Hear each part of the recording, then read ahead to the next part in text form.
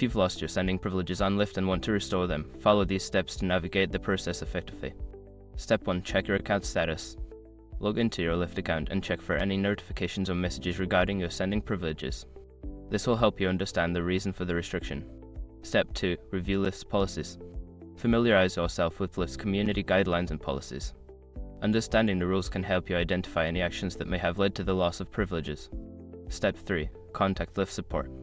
Reach out to Lyft's customer support through the app or website. Provide them with your account details and explain your situation clearly to seek assistance in restoring your privileges.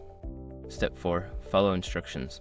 If Lyft support provides specific instructions or requirements to restore your privileges, be sure to follow them carefully. This may include verifying your identity or resolving any outstanding issues. Step 5. Wait for confirmation.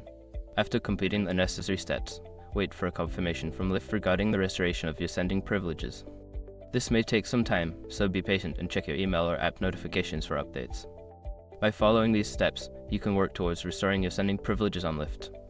If you encounter any issues, don't hesitate to reach out to support for further assistance.